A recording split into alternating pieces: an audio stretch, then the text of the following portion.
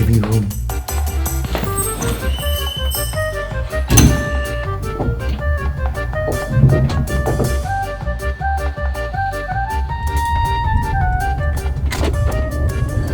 Rome Termini, the train terminal of Rome that brings us to anywhere you want to go in Italy, and we are taking the Trenitalia to Noto. I think we are changing trains like 3 times, right? This is our first time doing an overnight train, a train where you get a room for you to sleep in. So we are super pumped, super excited. Our Virgin experience has been given to Italy. Thank you. Okay.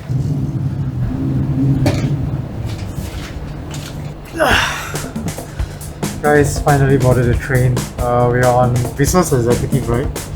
Really comfy seats. We're going to sit in this train for an hour, and apparently there's a menu as well. It's prepared by Carlo Cracco. I think he's the one Michelin star chef in Milan. So I picked the black rice with I think seafood and almond tallow as a dessert. Quite picked the salmon fillet with mixed fruits. Mixed fruit salad, yeah. So we're gonna see how it's like dining on a train. I'm expecting it's probably gonna be like airline food, even though it's curated by a Michelin chef. We'll see how good it is compared to airline food. Alright guys, not exactly what I expected. The looks are a little bit challenging. Presentation could be improved, but anyway, let us quickly try this black rice out with some little chunks of this prawns and stuff.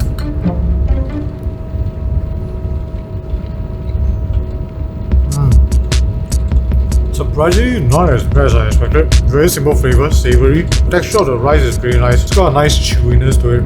That sauce does help give the rice a bit of moisture to make it more palatable. It's actually not that bad. Just very simple food. Don't expect like gourmet on the train. But in fact, I think this is slightly better tasting than the airport lounge food in Doha. Oh, it seems that they're giving us some Parmigiano Reggiano, which I think I'm supposed to put onto the rice and I forgot to do so. Let's put on a little bit and see if it improves the flavour.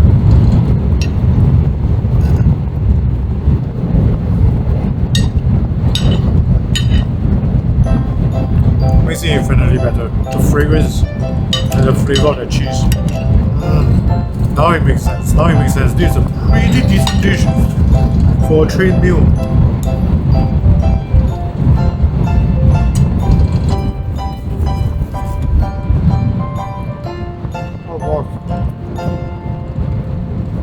Very soft. Nope.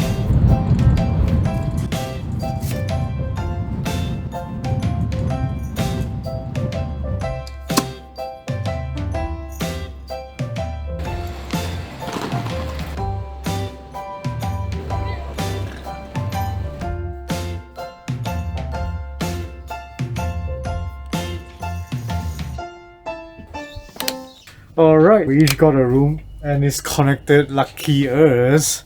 This is executive first class. Because it's a long train ride, it's overnight, we're sleeping, so we thought we might as well get the best we can get. So it's really nice. I think it's quite spacious.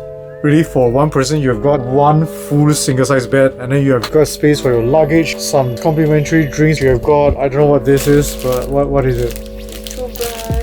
Oh, you've got your amenities kit. It's basically like an airplane, right? Sort of like an airplane. You even got a clothes hanger right here. And quite obviously is turning on and off the lights. Oh, there we go. There we go.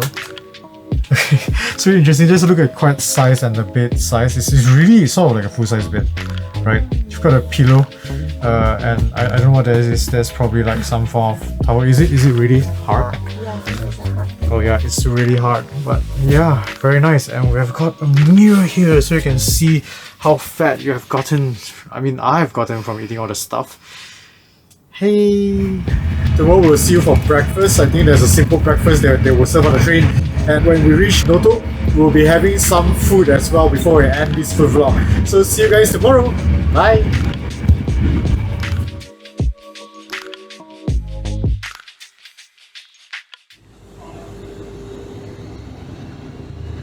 Noto! Exactly what I expected it to look like. It looks exactly like how it was portrayed on Netflix on the chef's table. Anyway, we're gonna go and grab a ride, get to our hotel. I need to take a shower because I'm all sticky and stuff, and then we'll see what we can eat later.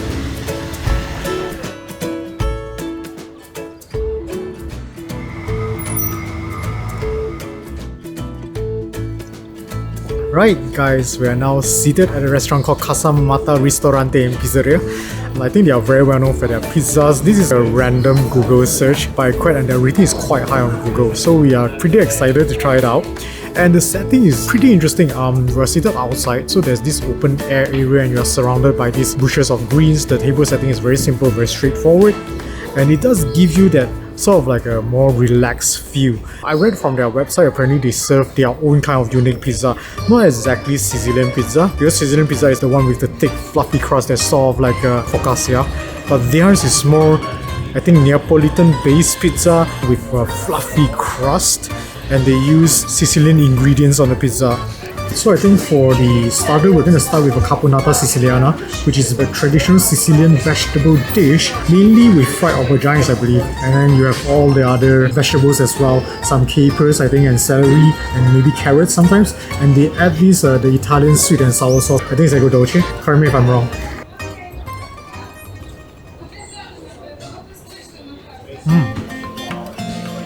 Oh, you can really taste the sweet and sour flavor. It's actually pretty delicate. It's very different from our Chinese sweet and sour, which is heavier in flavors. It sort of works on the back end, and then you could taste the vegetables flavor, all that vegetable, and there seems to be some form of a little bit of heat behind. Maybe they use a little bit of like chili pepper or something. It's actually very delicate tasting, but very interesting as well. Let me take another bite.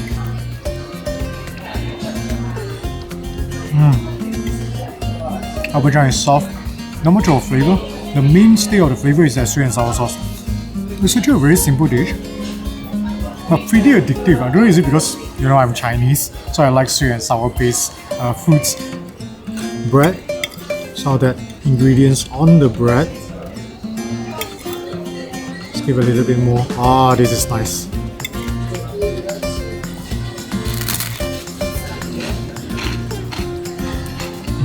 Crunchy toast.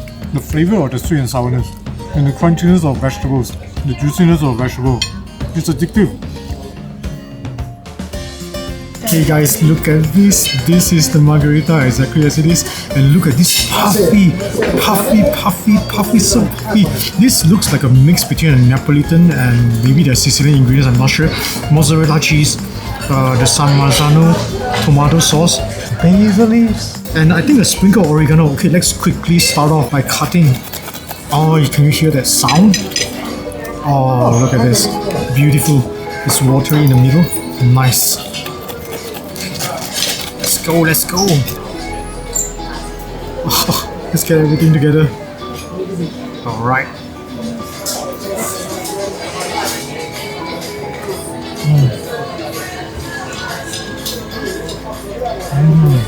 Beautifully toasty. Look at this. This is the beautiful toast at the back. Look at this. Beautiful.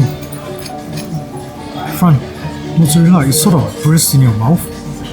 Very, very nice. Tomato sauce, beautifully tangy. It's delicate. And I could even taste the dough fragrance.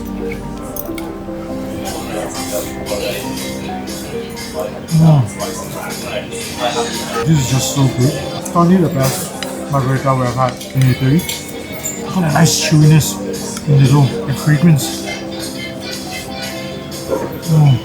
Alright, I gotta do the other pizza now. I don't remember all the ingredients. I think wild boar, mortadella, some cheese, balsamic vinegar. The green is pistachio pesto. Let's just cut it in. I love how fluffy the crust is. Oh, the chewiness of that dough. I'm gonna just pull it up like a sandwich.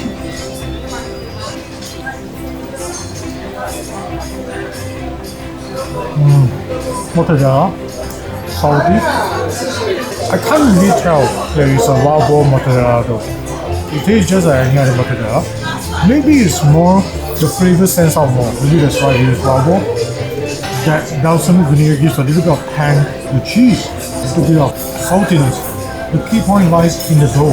Beautiful fragrance, guys. For me, I believe if you got your dough right, you have one half the pizza game. The dough is crazy good. Chewy. It's like a very well-made naan. It's got a fragrance to it. Delicious.